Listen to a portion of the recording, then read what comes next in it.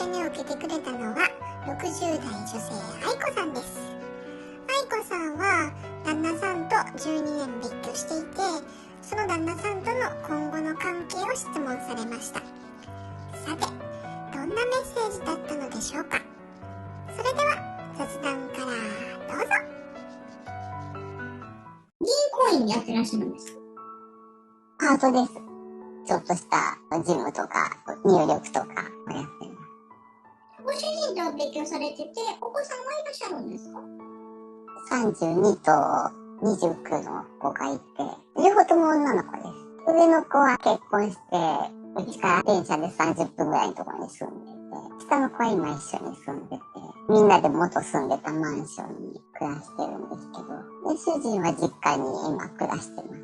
別居は長いんですか？12年かな。上の子が大学2年と下が高2の時に別々になって、病気が原因だったんですけど、潰瘍性大腸炎になって、いい時はいいんですけど、具合悪くなるとちょっと入院して会社休んだりとかして、で、その時私ももうパートで働いてたんですけど、なんか話し相手が欲しいから大阪に帰りたいとかって言って、両親が家にいるから話し相手になるしとか。帰りたいで、娘たちと私はこっちにいたいでずっと話し合いをしてたんですけど、もう全然拉致開かなくて、家族会議みたいになって、向こうの親がもう息子だけ連れて帰るから、みたいな。主人は向こう行ったんです。その時ご主人はもう精神的に参ってたってことですか？それもあると思います。打つまではいかないけど、なんかしょっちゅう電話したりしてて、で、大阪にもよく帰ってたんですけど、その時になんか知らない間にマンションの権利書持ってっちゃったりとか、そんなのあったからちょっと私もあんまりいい印象がないっていうか、で、会社もちょっと外資系だったんで、日本人の社長の時はよくしてくれたんですけど、外人になった途端にクビになっちゃって、で、退職金を半分分けて、主人はそのまま大阪行って、で、月々の食費とか私のそのパート代で出してて。ご主人今働いてらっしゃらないんですか？なんかスーパーで働いてて、気楽な生活をしてます。たまになんかこう、贈り物が桃を送ってきたりとか、そうめん送ってきたりとかはするんですけど。生活費は全く別ってことですか？全く別です。もう最初私ここのローン返してたんです。なんかそのもらったお金で返してたからもうすぐなくなったし、下の子は私立行ってたんで、そっちの方のお金も出して、で、大学行くのにアトリエとか通ってたんで、そっちも出して、もうどんどんなくなって。大変でしたね。そうですね。よくやってたなと思います。主人は娘、学校辞めさせて、上の子は自分のために働けとか、下の子も法律行かせるみたいなこと言ってたけど、私はそういうつもり全くなくても、私立卒業して、美大に行ったし、上の子はもう自分でバイトして、奨学金借りて、自分だけでやったんです。私一銭も払ってない。じゃあその別居してからもうお金はこっちでやりくりして。ああ、そうです。私もちょっと頭できてたし。逆になぜ離婚しなかったんですか？主人に話をするのに一回だけ会ったんです。そしたらなんか、病気の俺を見捨てんのかみたいな感じ。でもこっちから仕送りはしてないんですよね。してないです。見捨てるってどういうことですか？気持ち的にってことですか？私に面倒を見てもらいたいみたいなんです。両親が死んだ後。今は両親が面倒見てくれるからいいけど、死んだ後いなくなるから、そしたら私に面倒見てほしいからっていうことなの。経済的にも、入院した時の面倒見るとか、そういうのも全部含めて。一回しか会ってないんですか？別居して。別居してから1回だけです。それでもうなんか、これ以上話してもダメだなと思って、とりあえずそっとして10年経っちゃいました。で、離婚した方がなんか母子手当とか、優遇されたりするじゃないですか。そうですね。結婚してるね、物理的なプラスがないんだったら、離婚した方が得かなって今思ったんですけど。そうなんですよね。でも、しないって言って。こんだけ離れてて、一回しか会ってなくて、まあ、たまにね、もう送ってきてくれるけど、それぐらいで、じゃあ何かあった時に、愛子さんはやってあげようというお気持ちはあるんですか？いや、全くないです。ですよね。一緒に住むつもりもないし。お子さんとかなんて言ってらっしゃるんですか？いや、何も、子供にあまりそういう話したくないなと思って、話はしてないです、そういう関係の話。お子さんはお父さんに会ってらっしゃるんですか？会ってないです。上の子結婚式にも呼ばなかったです。で、住所も知られたくないし、住所も教えてないし。婚姻関係は残ってるじゃないですか。それだけ、紙だけが残ってる感じなんですよ。それはなんか気持ち的に負担ではないんですか？負担です。嫌です。すっきりしたいなっていうのもあったり、いやもうなんかね、病気の腕を放り出すのかみたいな感じで一回言われたから、もうちょっと黙っとこうみたいな。情がないけど、婚姻関係はあるみたいな。そうです。切れないんですよね、結局。そうですね、私からは。一居してる主人との関係は、これからどうなるかみたいな感じで、それですね、聞きたい。そうです。よろしくお願いします。お願いします。愛子さんが船に乗ってます。周りは暗いんですよね。木の船で、オールは一本持ってて、川かな？愛子さんがすごい怖がってます。ボートの上に座ってるんですけど、自分の上側が闇になってて、その闇近づいてくるというか、襲ってくるみたいな感じに思ってるみたい、愛子さんが。で、それから逃げようとしてます。だからすごく焦ってオールこ入れるんです。でもその闇が近づいてきて、愛子さんの首とか肩とか背中のところに闇がこう、わーって乗ってくるみたいな感じかな。で、すごく気が重たい。上に乗ってるもんですから、重くって、体がね、前のめりになるんですよ。腰が曲がるみたいな感じですね。多分、ご主人の関係だと思います。この闇自体が。で、船を漕ごうとしてるんですけど、やっぱ漕がないと自分の思うような方向に行かないですしね。川だから流れがあって、まあ進むのは進むんですけど、自分が思うような方向に行こうと思ったら、まあ、自分の人生の行きたい方向に行こうと思ったら、やっぱり自分でオールを漕いでね、軌道修正したり、目標を見つけてそっちに向かって漕ぐとか、そういうのをしないといけないんですけど、あまりにも闇が重たすぎてっていうか、こう体に乗ってくるから、もうオールを水につけるっていうのがちょっと難しいみたい。だから焦げないんです。だから、船がブレるんですよ。焦げないから。闇も乗ってきてるんで、それに抗おうとして、ちょっと体も揺するんですけど、その揺すった時に手がちょっと揺れちゃって、やっぱ揺れると先端がブレるじゃないですか。でブレると、やっぱり目的地に着かへんっていうか、思ったようにいかないので、なんかゆらゆら揺れてます。愛子さんはその闇をすごく払おうとしてますね。やっぱり無駄なものっていうか、ない方がいいじゃないですか、闇なんて。重たいし。プラスがないので、自分の人生の舵を取れない。これがあるから。身動き取れない状態で、ボール持てなくて、疲れてて、愛子さんが。で、背中が重たいので、両手を腕の底につけて、それでやっと腕で支えてるみたいな感じです。耐えてます、その重さに。で、その状態のまま、周りを見渡してます。森が横にあって、そこが一般社会みたいな感じかな。他のご家庭とかがあったり、普通に暮らすっていうことですね。それが森です。で、そんな状態でも、漕ごうとしてます。でも、重すぎてね、一かきしたら手で船の縁をガン持たないと持たないぐらい重いみたい。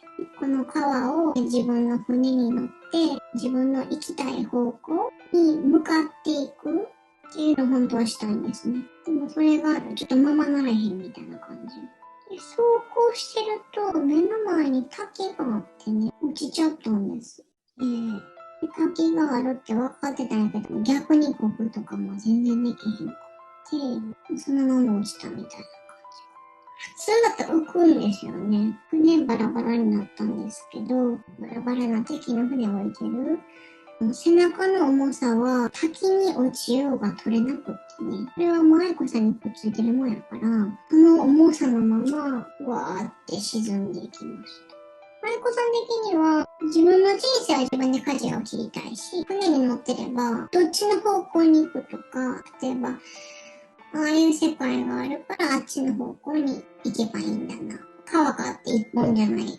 途中で分かれてたりするから右側に行けばいいんだな。とか、そうやってやって漕いでいくんですね。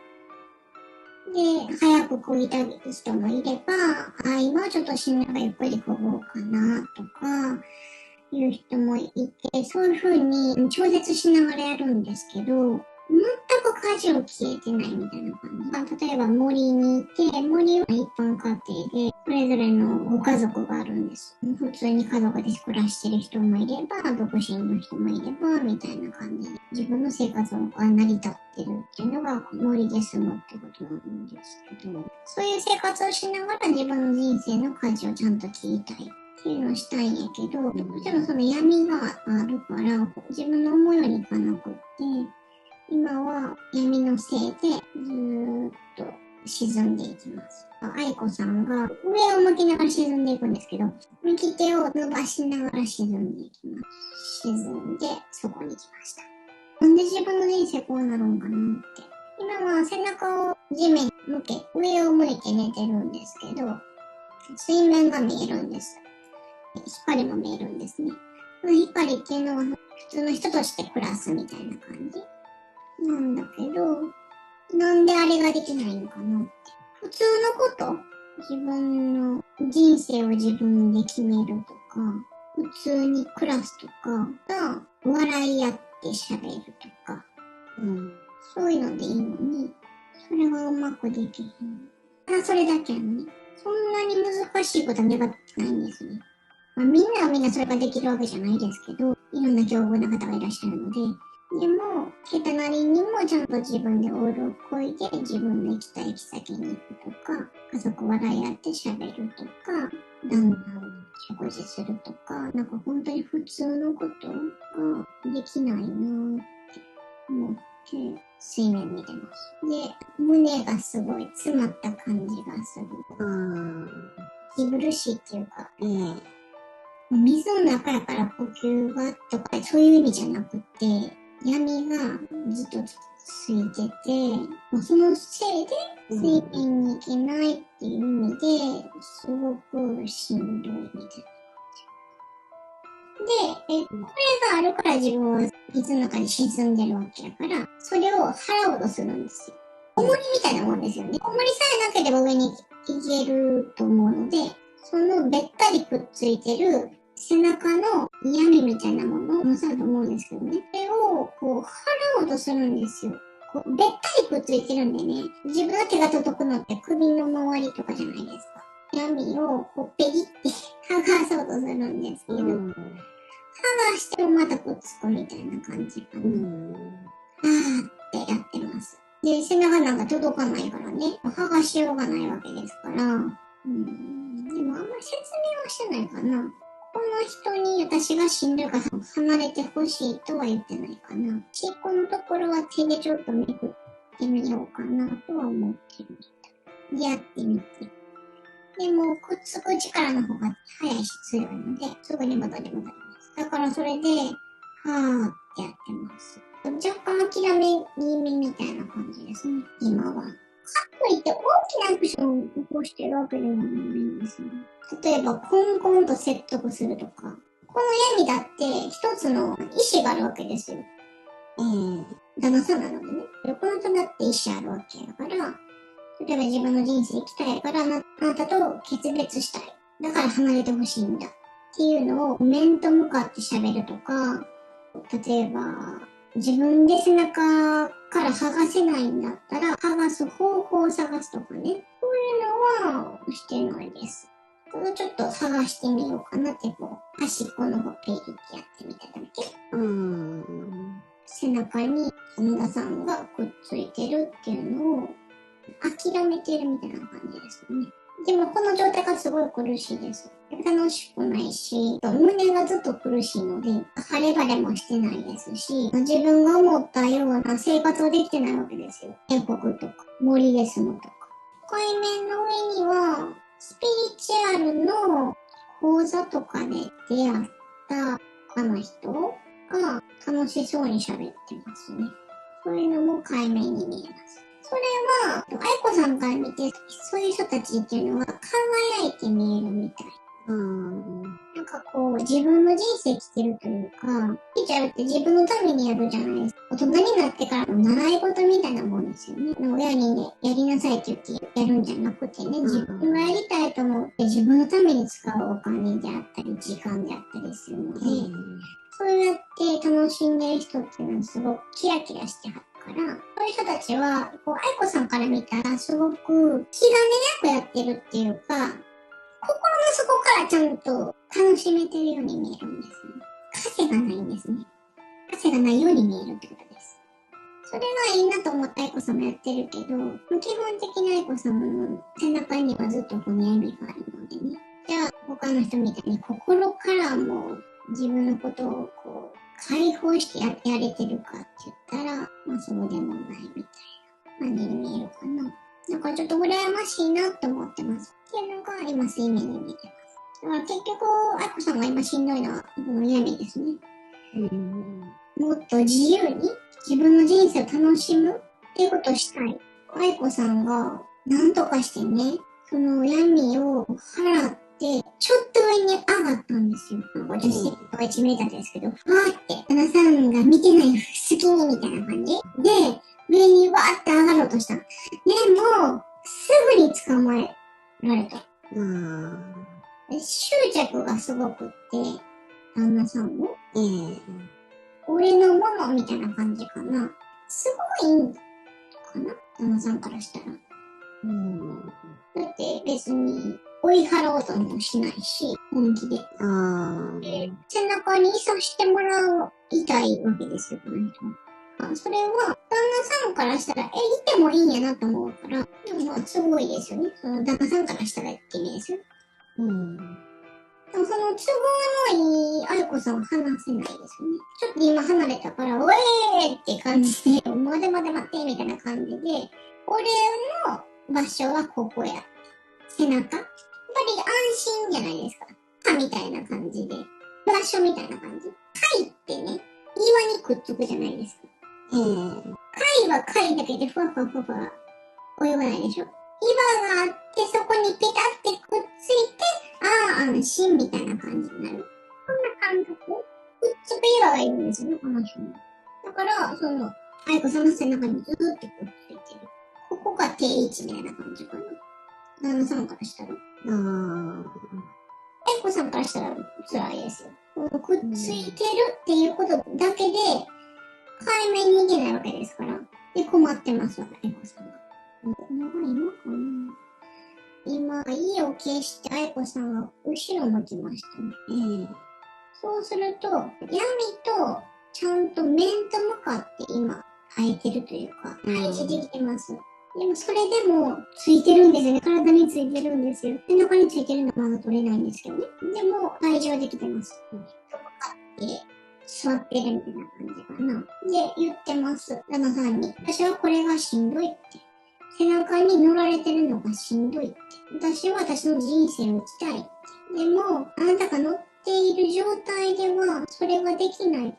私もこの海面の上に上がって、普通の人がやってることを胸に乗って、ちゃんと自分でオールを持って、自分の目標を持ってそっちに漕ぐとか、森で本当に楽しく会話してご飯食べるとかね。そういうのを表面でできてるかもしれへんけど、心の底からできてないってことです。私だって本当に楽しみたい。自分のためだけにやりたいし、何の心の枷なくやりたい。でも何をするにしてもずっとついてるから、それが本当に心から楽しめないし、そもそも水の上に上がってないわけですから、私はこの底にずっとあなたと沈んでる自分の人生生きれないっていうのがすごく嫌なんだって。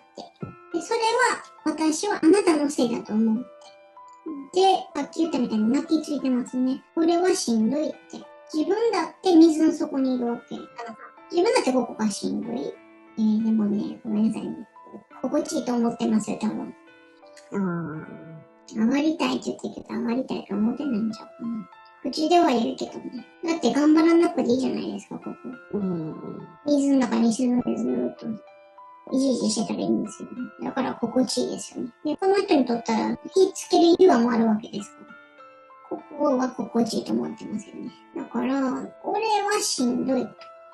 で、夫婦やし、ある程度自分がっていろんなこう、愛情を見せてるっていうか、夫婦やからっていうのを盾にしてるかな。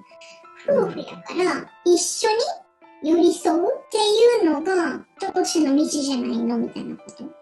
ちょっといやらしい言い方ですけど、ごめんなさいね。っていう言い方を感じます。俺もしんどいわけやから、それに寄り添ってくれるのが当たり前やろって。だからここにいてほしいし、ちょっとでもかけ離れたけど、あれ困るよっていうのを言ってます。で、めっちゃ困ってます、愛子さんは。それもそうやなって思ってるかな。なんか、かわいそう。なんか夫婦ってそういうもんかなとか、こう言われたらね、そこにおらなあかんのかなとか、水の上に上がるのが自分のわがままなのかなとか、っていう前が出てくるみたい。かわいそうみたいな風に見えるんですよね。自分の生き方優先できないみたい。それを振り切って、私は水の上で船こいだり、森で本当にたわいない生活をするっていうのって、普通は人の最低限の権利っていうか、そんなんいいんですよ。だって全然いいんですよ。だってそれはその人の幸せやし、当たり前のことやから。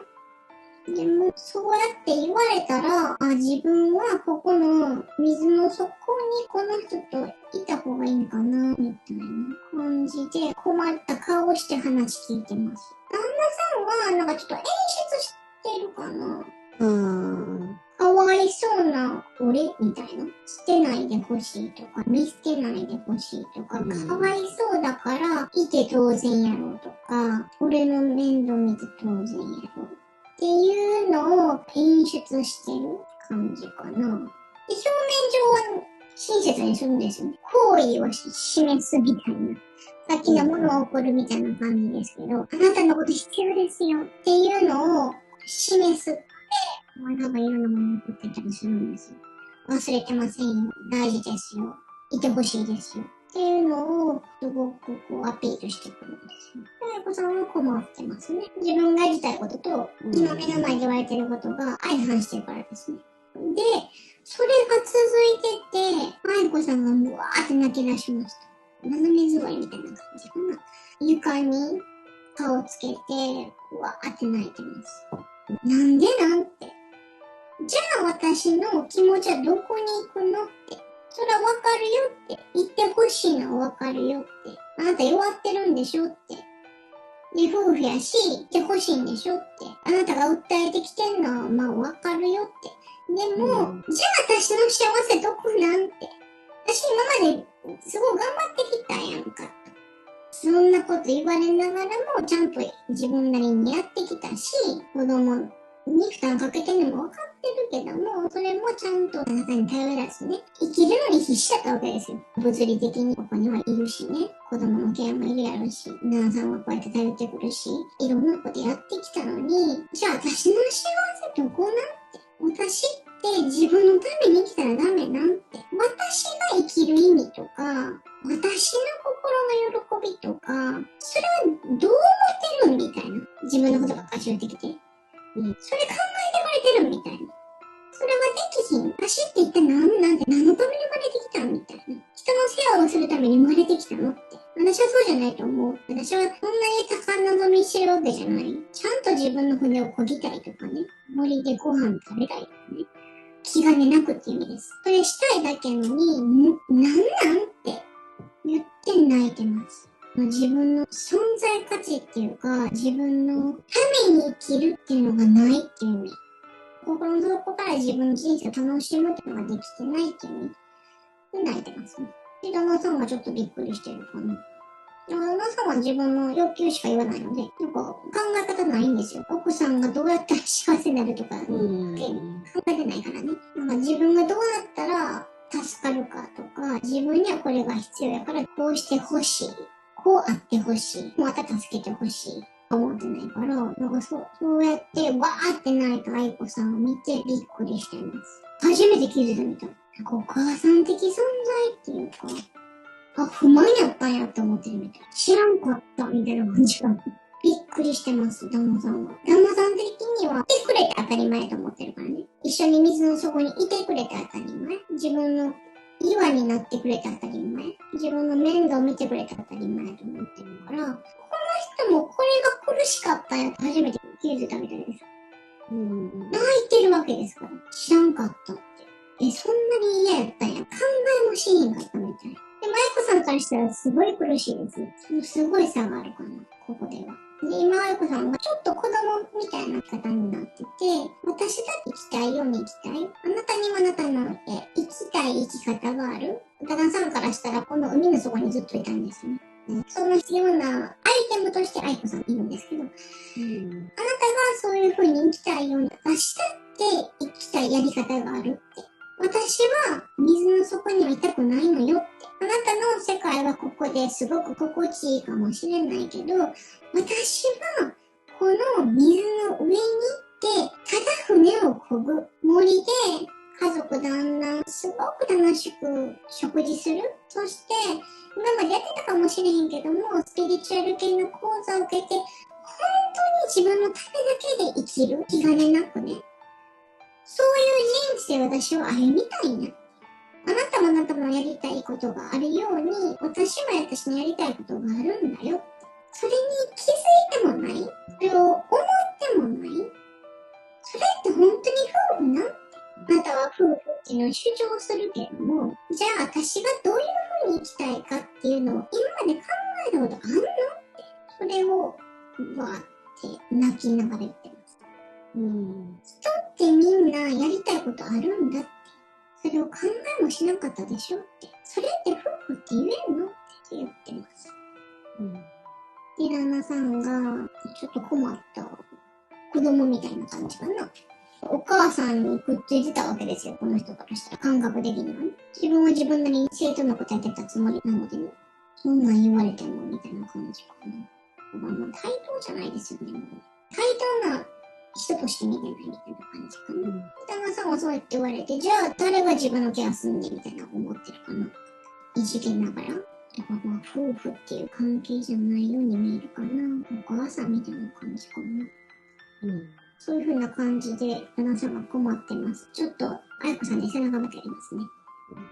ちっちゃくなっちゃってて、なんかもう反応しようがないみたいです。愛子さんのケアをするなんてもっと気持ちはないですし、それに反論する力がないっていうか、理由もないし。愛子さんが旦那さんに言ってます。これは夫婦関係じゃないって。あなたが言ってるのは、夫婦だから助け合うのが大事やって言ってたけど、違うやんって。夫婦っていうのは、お互いを思いやって、それで、駆け引きって言ったらあれですけど、自分が譲歩できるところ、相手の希望とかをね、愛を図りながら、お互いに思いやりながら、距離感を取りながらやっていくのが夫婦やのに、そんな立ち位置にもいないでしょって。本当にまるで岩についてる貝みたい？これって夫婦って言えないやん。現に、私はずっと心が苦しい。これを生きるとは言わない。私はもっと本当にちゃんと自分の魂が輝くような生き方をしたいって。それは、なんかこう人が悩むようなすごく注目を浴びたいとかそういうことじゃない？ちゃんと自分の人生、自分の船をちゃんと自分で舵を切りたいだけ。何のつっからもなく、ちゃんと美味しいご飯を娘たちと食べたいだけ。規制されないで、心から自由に自分の人生を楽しみたい。それだけ。それがあなたと言ってはできないんだって。この水の底ではそれができないって。それを世間一般の人は、森にいる人たちはね、ちゃんと対等に妻を見てくれる人は、森にいながらそれができるんですよね。まあそれはもちろん喧嘩とかしますよ。それぞれ自分がやりたいこととかあって、それがうまいこと成仏とかね、できなかったら、まあ喧嘩とかもあるじゃないですか。でもそれは対等で、ちゃんと、この人にもこの人にやりたいことがあるねんな。でも自分がやりたいことがあるしなっていうのを、でもあの時はこの人ちゃんと自分のことやってくれたよなって。だから目の前の人も自由になってもらえたよなとか、そういった思いやりのもと、間合いを測りながらやっていくのが、まあ、普通の夫婦っていうかね、まあ、できてる人だっていいわけです。でも、全くそんな考え方がない。愛子さんだってやりたいことがあるんだよっていうのを、もともと考えてないから、それって本当に夫婦なんて、まあ、籍は入ってますよ。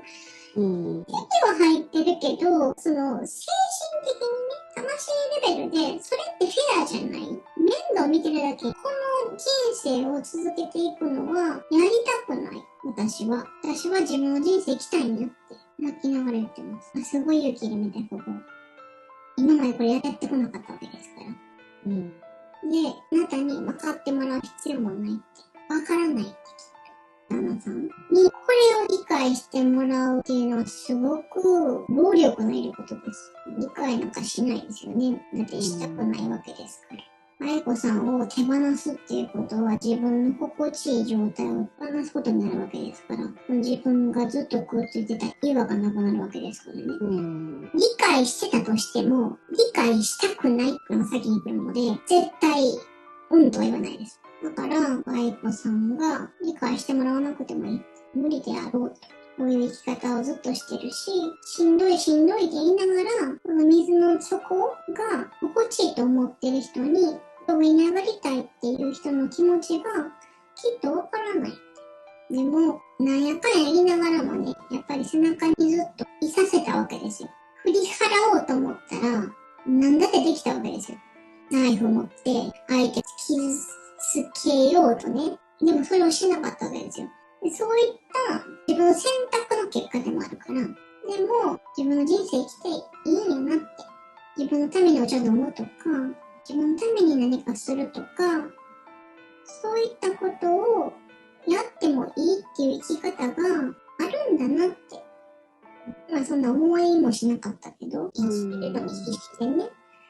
生きてるのに必死やし、背中に乗ってくる人も、まあかわいそうかなと思ってずっと、まあ、乗るぐらいやったらみたいな感じで、させてたけど、でも、そうすると水の上に上がれないってことに気がついたし、旦那さんは自分のこと本当に思ってないんですよね。だから、すごく勇気がいるけど、私はもう上に上がるわって。だから離れてって。本当は気持ち的にはね、ナイフ使ってでも剥がしたいんですよ。でも、今までね、嫌やなと思いながらもずっと乗ってたわけですよ、背中に。そういったことをあなたにはしたくないって。表面上であっても、一応自分の声を示してくれてたわけですよ、旦那さんが。そういった人を傷つけて私は上に上がりたくないって。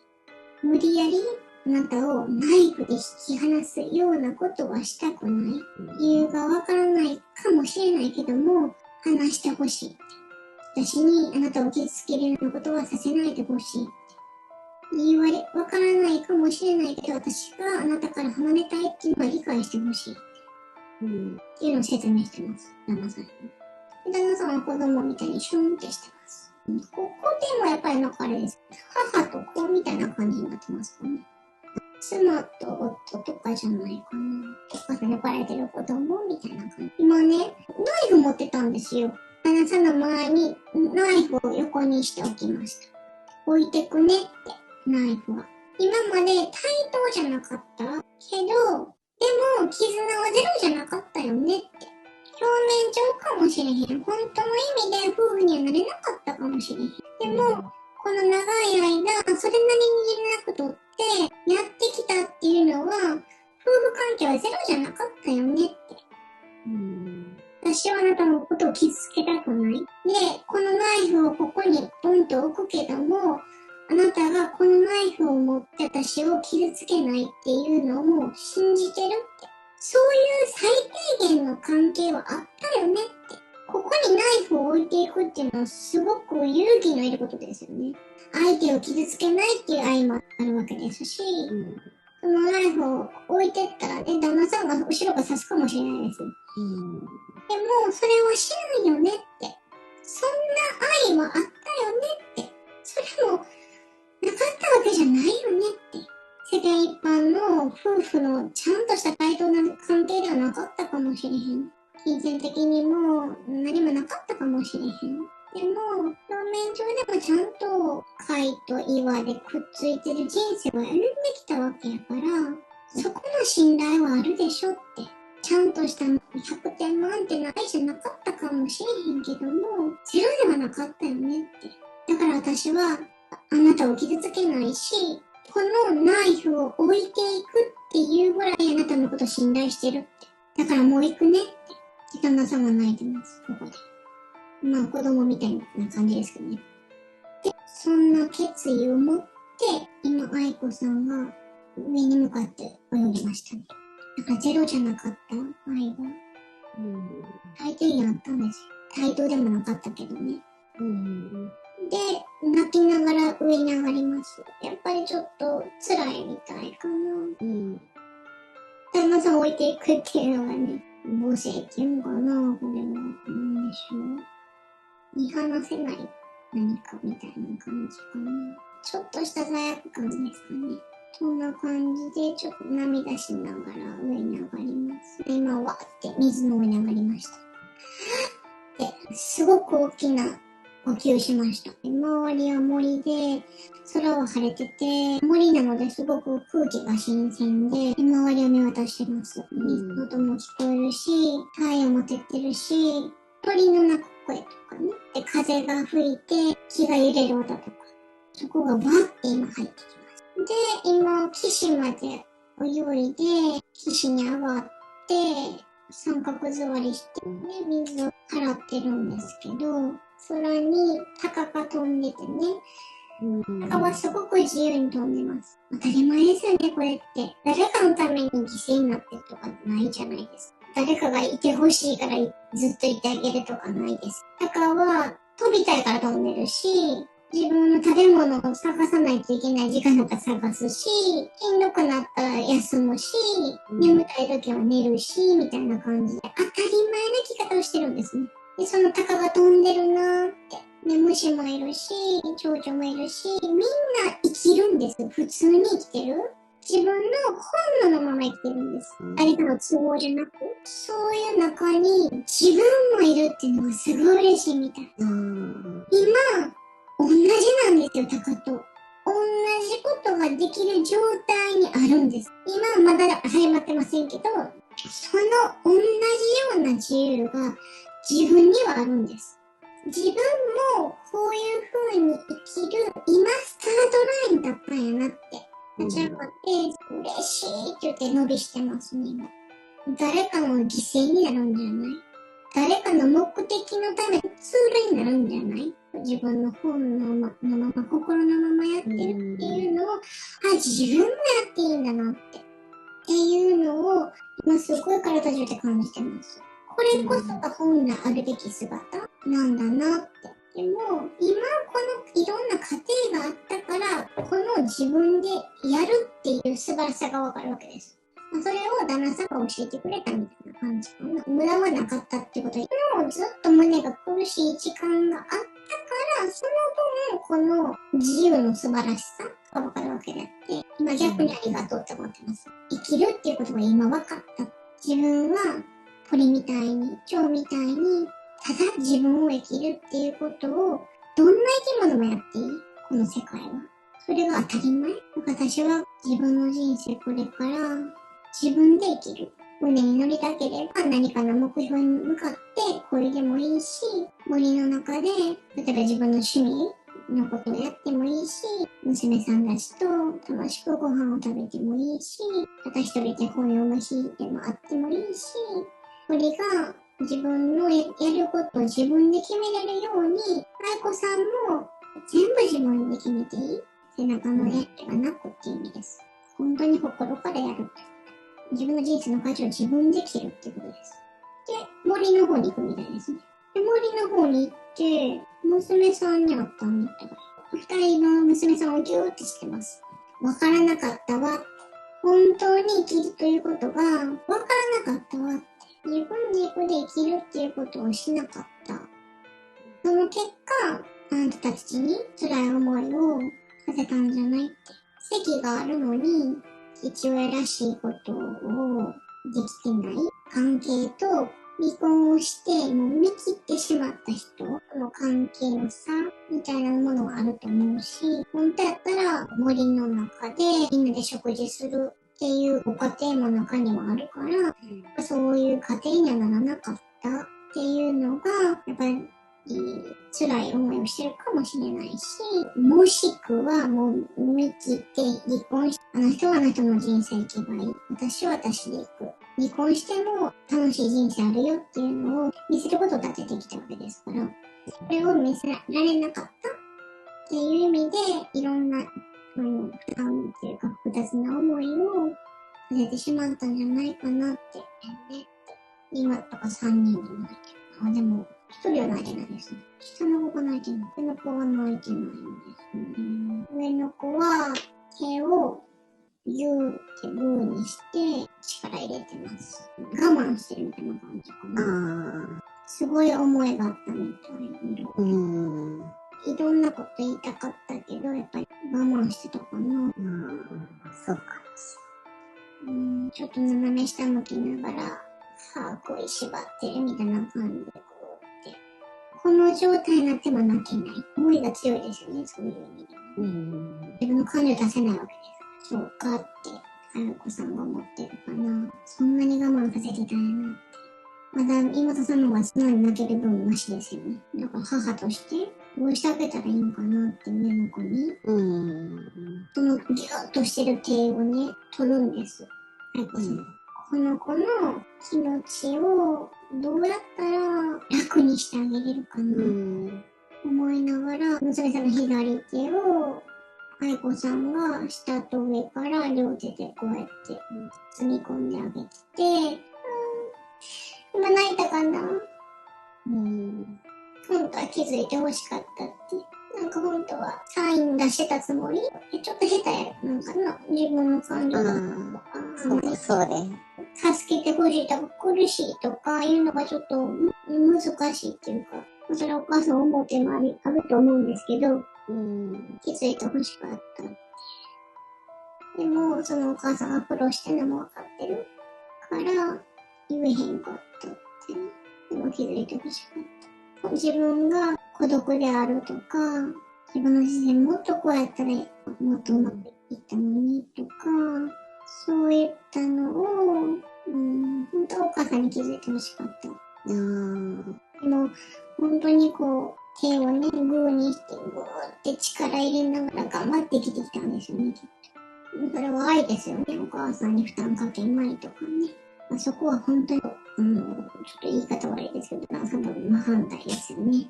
自分がすっごい辛くても、すっごい頑張って、歯食いしばって、手握りしめて立ってたわけですよ。旦那さんはもう、張り付いてるわけですよ。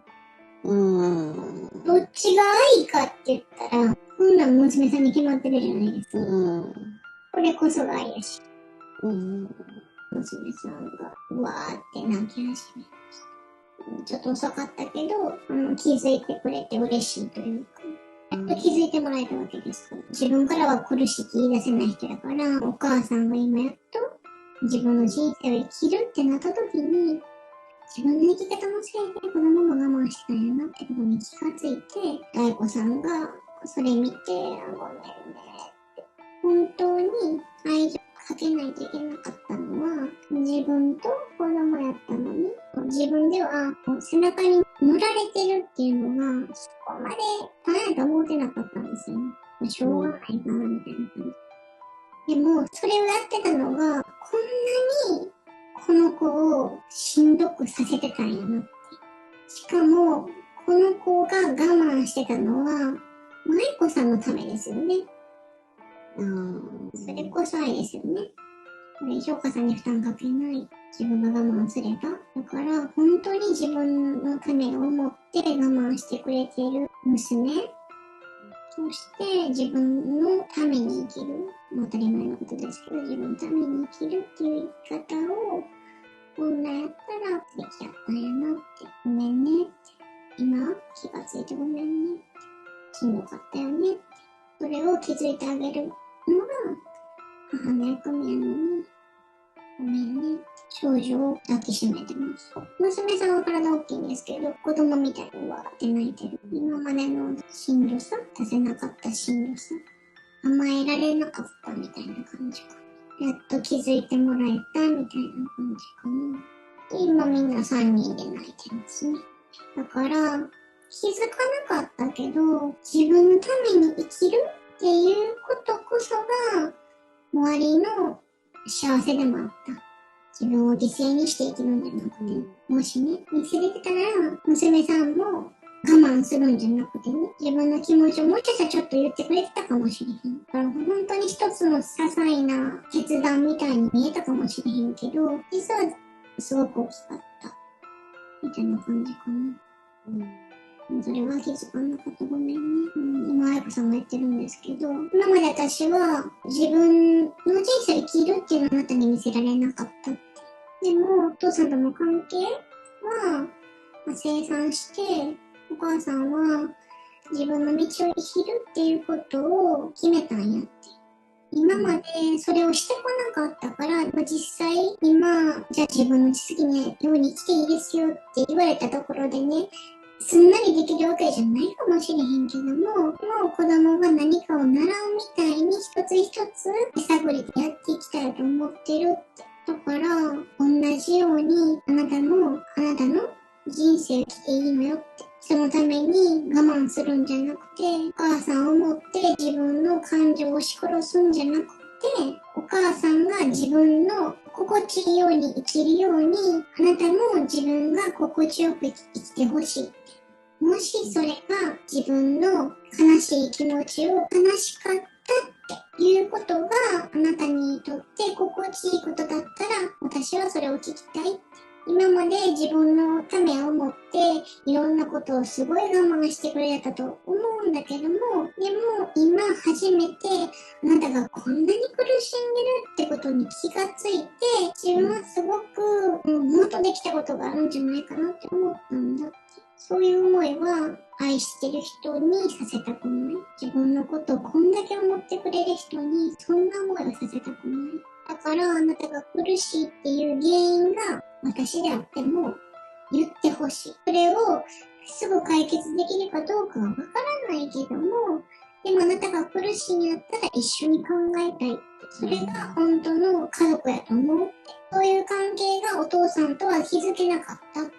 でも、あなたたちとはちゃんとこれまでやってきたわけやから、いろんな我慢されたかもしれへんけども、私も私の本当に輝く人生行くから、あなたもその道を歩んでほしいし、その道を歩むために自分の辛いことを外に出すっていう作業がどうしても必要やったら、喜んで聞くって。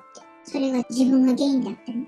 それが親の務めやと思うし、今までできひんかった分、それをやりたいんやって。